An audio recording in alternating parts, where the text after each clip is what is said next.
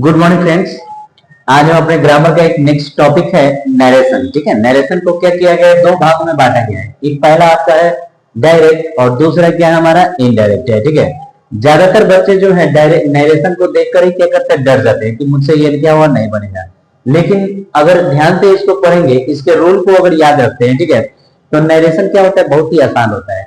उतना जितना हम लोग सोचते हैं कि इतना डिफिकल्ट है, उतना डिफिकल्ट नहीं है। बस ध्यान ये रखना है कि हमें रूल याद रखना चाहिए। रूल याद होगा तो डायरेक्ट नरेशन जो है बिल्कुल क्या है, एकदम आसान है। कुछ हमें पहले इसको इंट्रोडक्शन पहले देख लेते हैं, तो कुछ हमें जानकारियां चाहिए। ठीक है, कि हर एक पॉइंट को हम लोग क्या करेंगे, याद रखेंगे। कौन क्या है इसमें हमें पहचानना बहुत क्या है, जरूरी है। तभी जाके हम लोग क्या करते हैं, सेंटेंस को हम लोग बना पाते हैं। ठीक है, देखिए सबसे पहले बात आता है कि नरेशन को दो भागों में, डायरेक्ट और इनडायरेक्ट। डायरेक्ट इसे कहते हैं जब वक्ता के कथन को हूबहू उसी के शब्दों में हम जब व्यक्त कर देते हैं या कह देते हैं, उसे हम लोग क्या बोलते हैं, डायरेक्ट बोलते हैं। उसे क्या बोलते हैं, डायरेक्ट स्पीच कहें। ठीक है, उसके बाद आता है इनडायरेक्ट स्पीच। इनडायरेक्ट स्पीच मतलब जब वक्ता के कथन को उसके शब्दों में न कहकर अपने शब्दों में व्यक्त करें, उसके शब्दों में न कहकर अपने शब्दों में व्यक्त करते हैं, तो उसे हम लोग क्या बोलते हैं, इनडायरेक्ट स्पीच कहते हैं। ठीक है, समझ गए। यहां देखिए डायरेक्ट में जो होता है ना, इसका जो सेंटेंस रहेगा इन्वर्टेड कॉमा के अंदर रहता है। डायरेक्ट में इन्वर्टेड कॉमा के अंदर इसका क्या होता है, सेंटेंस रहता है। और जब वही इनडायरेक्ट होता है तो इसमें आपका इन्वर्टेड कॉमा जो होता है वो क्या होता है, नहीं होता है। इन्वर्टेड कॉमा आपका क्या होता है, नहीं होता है। बस यही हमारा जनरल एक क्या है, पहचान है कि ये हमारा सेंटेंस क्या है, डायरेक्ट में है कि इनडायरेक्ट में है। तो अगर मान के चलिए सेंटेंस में इन्वर्टेड कॉमा क्या है, नहीं है, तो वो समझ जाइए कि वो क्या है, इनडायरेक्ट स्पीच का है। अगर सेंटेंस में इन्वर्टेड कॉमा लगा हुआ है तो समझिए कि वो क्या है, हमारा डायरेक्ट स्पीच का है। ठीक है, अब चलिए इसके कुछ पॉइंट्स है उसको हम लोग देखते हैं। इसमें होता है आपका रिपोर्टिंग वर्ब। क्या होता है आपका, रिपोर्टिंग वर्ब। ठीक है, रिपोर्टिंग वर्ब जैसे मान के चलिए ये सेव हुआ, सेव और सेव। ठीक है, आस्क भी आता है, ये क्या होता है, आस्क भी होता है। ठीक है, समझे ना, और भी बहुत सारे होते हैं। ठीक है, तो जनरली हम लोग से, सेव और सेड हमें क्या होता है, देखने को मिलता है। क्या होता है ये हमारा, इसको हम लोग बोलते हैं रिपोर्टिंग वर्ब बोलते हैं। क्या बोलते हैं, रिपोर्टिंग वर्ब। ठीक है, उसके बाद आ जाता है हमारा रिपोर्टेड स्पीच। क्या आता है हमारा, रिपोर्टेड स्पीच। जो इन्वर्टेड कॉमा जो होता है, इन्वर्टेड कॉमा जो होगा, ठीक है,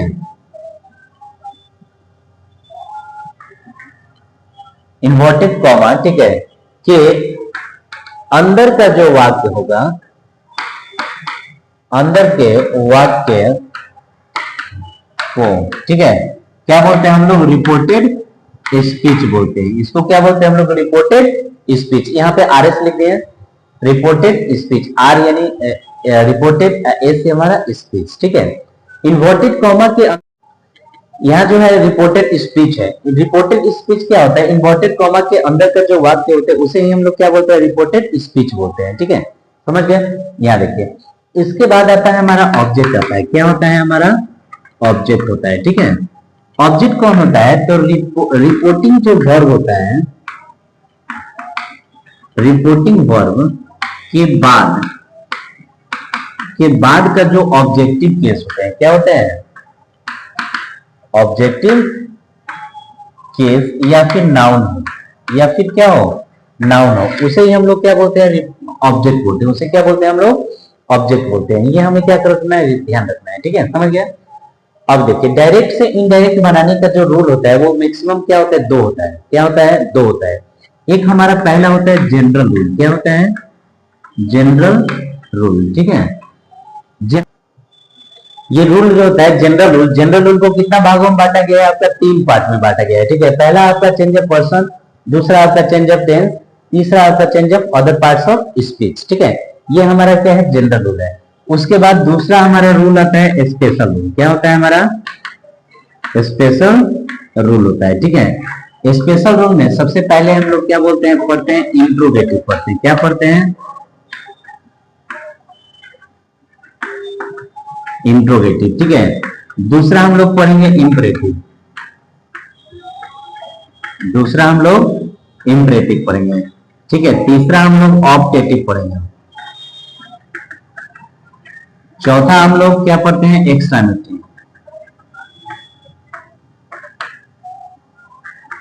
चौथा हमारा क्या हो जाएगा, एक्स्ट्रामेटिव। ठीक है। स्पेशल रूल को 4 पार्ट में, जनरल रूल को 3 पार्ट में, एंड टोटल हमारा क्या होता है, रूल 7 पढ़ना होता है। टोटल रूल हमारा कितना है, 7।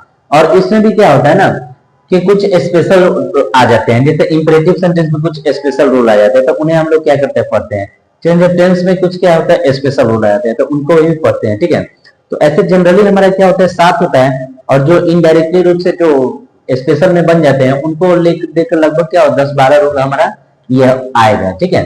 तो इतना रूल हमें क्या करना है, इसको पढ़ना है। ठीक है। सबसे पहले हम लोग पढ़ेंगे जनरल रूल, और जनरल रूल में हमारा क्या हो जाएगा, चेंज ऑफ पर्सन हो जाएगा। जनरल रूल में हमारा क्या हो जाएगा, चेंज ऑफ पर्सन हो जाएगा। ठीक है। ये हमारा क्या है, नरेशन का इंट्रोडक्शन हुआ। नरेशन का क्या हुआ, आपका इंट्रोडक्शन हुआ। ठीक है, समझिए। इसको ध्यान रखिएगा, ये हमारा इन्वर्टेड कॉमा है। ये इसको क्या बोलते हैं हम लोग, इन्वर्टेड कॉमा बोलते हैं। यही हमारा क्या होता है, पहचान होता है, और ये बताता है हमारा कि सेंटेंस हमारा क्या है, डायरेक्ट क्या है या इनडायरेक्ट क्या है। ठीक है।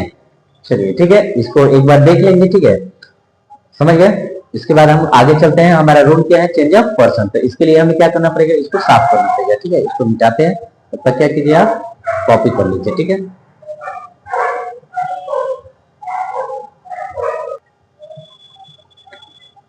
देखिए ये रूल हमारा है चेंज ऑफ पर्सन। ठीक है, सबसे पहले हम लोग क्या पढ़ेंगे, चेंज ऑफ पर्सन पढ़ेंगे। ठीक है, इसमें क्या करना है, हमको पर्सन को चेंज करना होता है। जितना भी पर्सन है वो सारे पर्सन क्या होगा, बदलेंगे। ठीक है, कौन से पर्सन नहीं बदलेंगे हम ये आपको बताएंगे, रूल में ही वो क्या करेंगे, हम बताएंगे। ठीक है, बस ध्यान रखना है कि केवल इसमें पर्सन ही बदलना है, और जब पर्सन बदलेगा तो उसके अनुसार हमारा वर्ब भी क्या होगा, चेंज होगा। पर्सन बदलेगा तो हमारा वर्ब भी क्या होगा, चेंज होगा। ठीक है, समझ गया। चलिए देखिए, इसका जो रूल होता है, सबसे पहला रूल होता है, रूल सबसे पहले बोले तो हमारा जो ये से या फिर आपका क्या होगा, सेज, से या फिर सेज और सेड। ठीक है, समझ गया। से सेज के बाद अगर प्लस क्या हो, ऑब्जेक्ट हो, क्या हो, ऑब्जेक्ट हो। ठीक है, तो इसको चेंज कर देंगे हम लोग किसमें, टेल में, टेल्स में और टोल्ड में। ठीक है, अब प्लस क्या लिखेंगे, ऑब्जेक्ट लिखेंगे। से, सेज, सेड के बाद अगर ऑब्जेक्ट हो तो इसको चेंज करेंगे हम लोग किसमें, टेल, टेल, टोल्ड में और प्लस ऑब्जेक्ट लिखेंगे। ठीक है, यही मान के चलिए अगर से, सेज और सेड प्लस क्या हो, ऑब्जेक्ट ना हो, क्या हो, ऑब्जेक्ट ना हो, तो ये सेम टू सेम हो जाता है। क्या होता है, सेम टू सेम लिखा जाता है। अगर मान के चलिए ऑब्जेक्ट नहीं रहता है तो सेम टू सेम लिखा जाएगा। ये से का से, सेज का सेज और सेड का सेड लिखा जाता है। ये हमारा रूल 1 हुआ। ठीक है, दूसरा रूल होता है, इसमें इन्वर्टेड कॉमा जो होता है, इन्वर्टेड कॉमा के लिए हम लोग क्या लिखते हैं, डैट का प्रयोग करते हैं। इन्वर्टेड कॉमा के लिए क्या करते हैं, डैट का प्रयोग करते हैं। ठीक है, इन्वर्टेड कॉमा डैट हो जाएगा। तीसरा जो रूल होगा इसमें, ठीक है, तीसरा रूल होगा कि रिपोर्टिंग वर्ब का, रिपोर्टिंग वर्ब प्रेजेंट या फ्यूचर में हो तो टेंस नहीं बदलते हैं।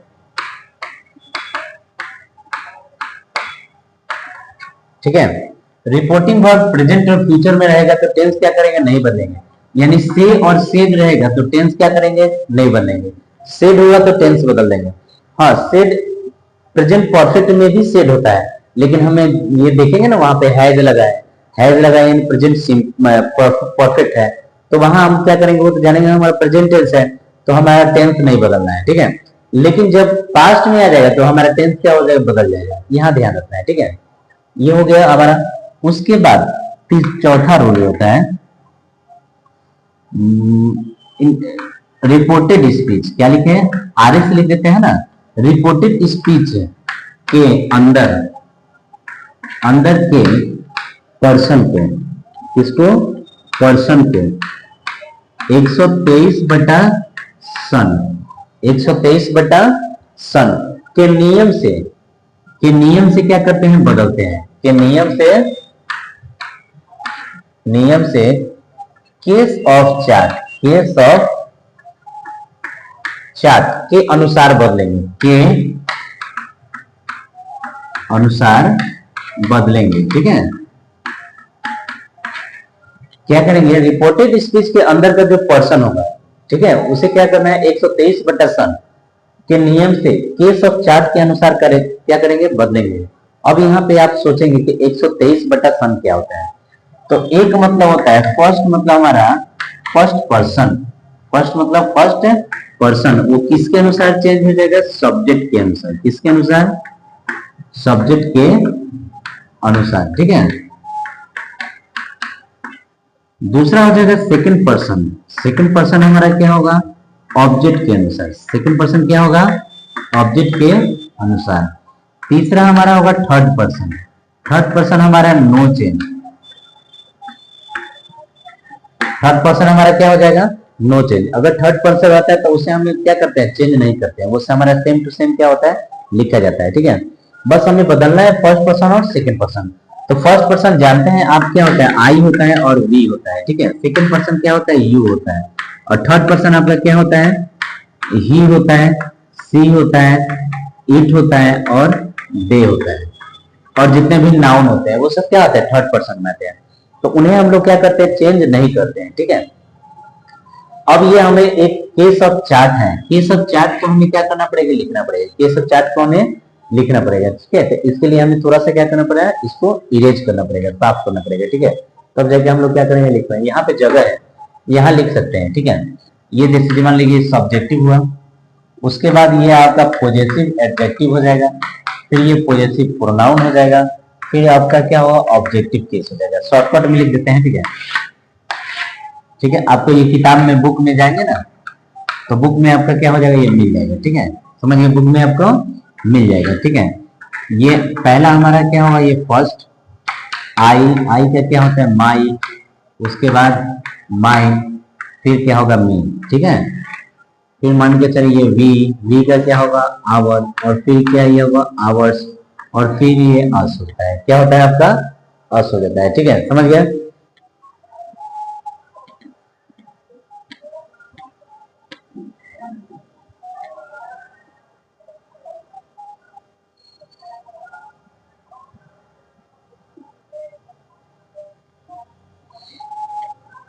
ये हमारा अस हो गया।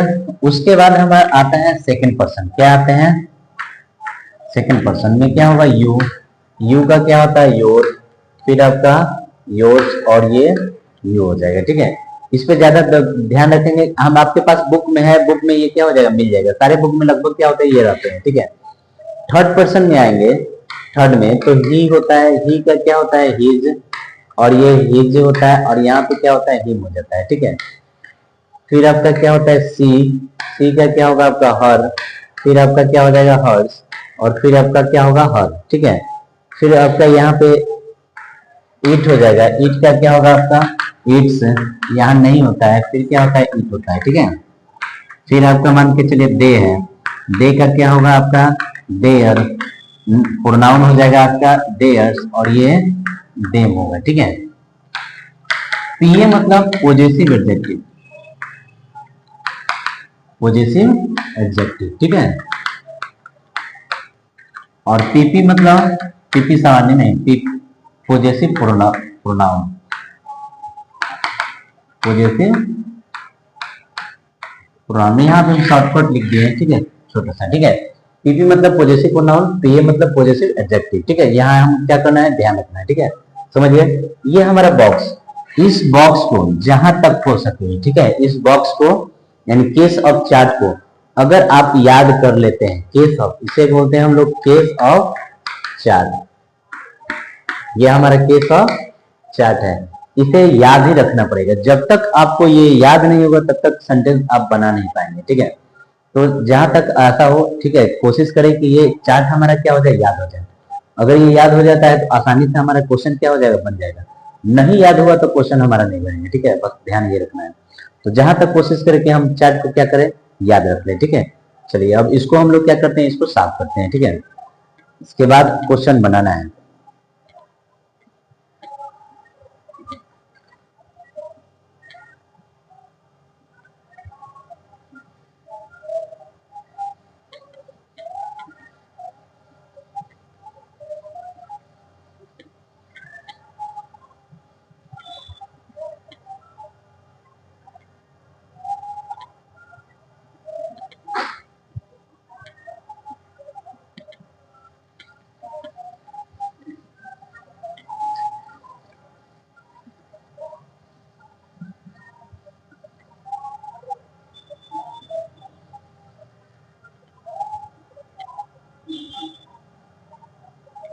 चलिए यहां तक तो सारा रूल हमारा क्या हो गया कंप्लीट हो गया। अब हम क्वेश्चन की तरफ चलते हैं। जैसे मान के चलिए सबसे पहले छोटा क्वेश्चन लेते हैं कि ठीक है, इन्वर्टेड कॉमा आई एम, ठीक है, डूइंग माई वर्क।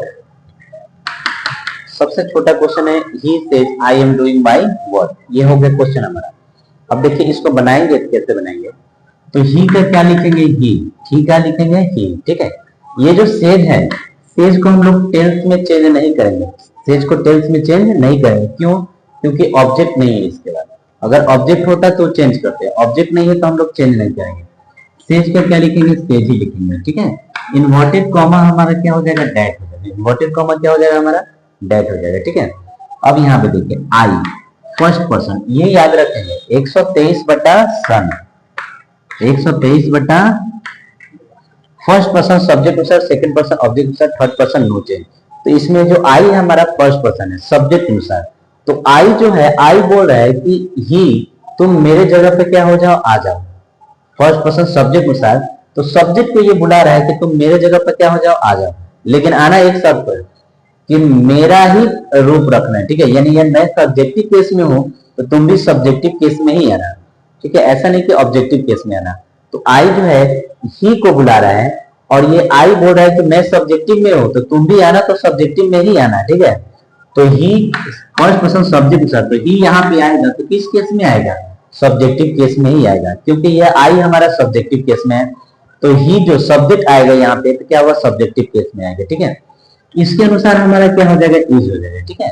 फिर हमारा ये डूइंग है, तो डूइंग का क्या लिखेंगे, डूइंग, ठीक है। अब ये देखिए माई, माई हमारा कौन सा पर्सन है, फर्स्ट पर्सन है, किसके अनुसार, सब्जेक्ट के अनुसार, किसके अनुसार, सब्जेक्ट के अनुसार। अब ये देखिए सब्जेक्ट को जो माई को बुला रहा है, माई जो सब्जेक्ट को क्या कर रहा है, बुला रहा है, लेकिन माई यहाँ पे है पॉजेसिव एडजेक्टिव और सब्जेक्ट यहाँ पे है सब्जेक्टिव केस। तो इस सब्जेक्ट को हमें पॉजेसिव एडजेक्टिव में बदलना पड़ेगा, तो हमारा हीज हो जाएगा। पॉजेसिव एडजेक्टिव सब्जेक्ट का क्या होगा, आपका हीज हो जाएगा, ठीक है। तो हीज लिख लेंगे। उसके बाद क्या है, वर्क है, तो वर्क का क्या हो जाएगा, वर्क हो जाएगा, ठीक है। इस तरह हमारा सेंटेंस क्या हो गया, कंप्लीट हो गया, ठीक है, हो गया। अब अगला दूसरा एक क्वेश्चन लेते हैं, थोड़ा सा बड़ा लेते हैं इसको। जैसे ही says to me, ठीक है, he says to me I am your friend,